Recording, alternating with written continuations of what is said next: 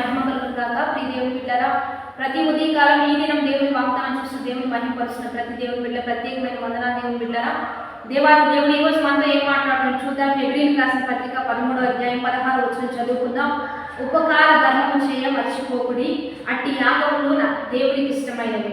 ఈరోజు దేవాది దేవుడు మనతో మాట్లాడుతున్నాడు. ఉపకార ధర్మం చేయటం మర్చిపోవద్దు, అట్టి యాగములు నాకు ఇష్టమైనవి, దేవునికి ఇష్టమైనవి అంటే దేవుని బిడ్డలారా, ఈ భూమి మీద దేవునికి ఇష్టలుగా బ్రతికే వారికి దేవుని కృప ఎప్పుడు తోడై ఉండి నడిపిస్తూ ఉంటుంది.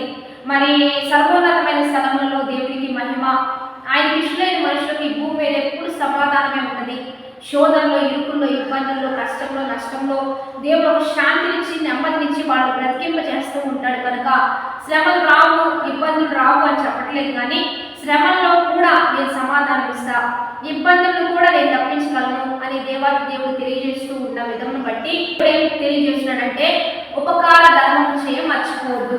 అంటే ఇందులో మీరు మేలు చేయగలిగి ఉండి కూడా అది చేయగలిగిన వారికి మీరు చేయకపోవడమే పాపం అని చెప్తూ ఉండగా, ఉపకార ధర్మం అంటే మంచి కార్యం, మంచి క్రియ. ఏదైనా ఎదుటి వ్యక్తికి క్రిస్మస్ సందర్భంగా అనేకులు ప్రేమించండి, అనేకులను ఆదరించండి, ఆహారం లేని వారికి ఆహారం, వస్త్రం లేని వారికి వస్త్రము, ఎవరైనా నిలువన లేకపోతే ఏదో ఒక సహాయం మీ వంతు మీరు చేయగలిగితే అది మీకు ధన్యత.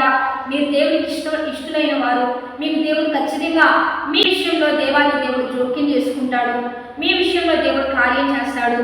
మీరు మేలు చేస్తే ఇంకా ఇంకా మేలు చేసే వారికి ఆశీర్వదిస్తాడు. మీరు మంచి చేస్తే ఇంకా ఇంకా మీరు మంచి చేసేవారిగా, అనేకులకు పెడితే పెట్టేవారిగా దేవుడు మిమ్మల్ని ఖచ్చితంగా హెచ్చిస్తాడు.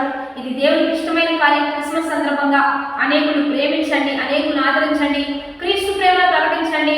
యేసుక్రీస్తు ప్రభు దేవాది దేవుడు మనకు ఒక గిఫ్ట్గా ఈ భూమి మీద ఇచ్చి ఉన్నాడు. కనుక మీరు కూడా అనేకులకు గిఫ్ట్గా మారుతూ ఉండండి, అనేకులకు ఇస్తూ ఉండండి, అనేకులు ప్రేమించి క్రీస్తు రాజ్యం కడదాం, దేవునికి ఇష్టలుగా బ్రతుకుదాం. కాబట్టి విశ్వాసం లేకుండా ఆయన ఇష్టలై ఉంటే అసాధ్యం.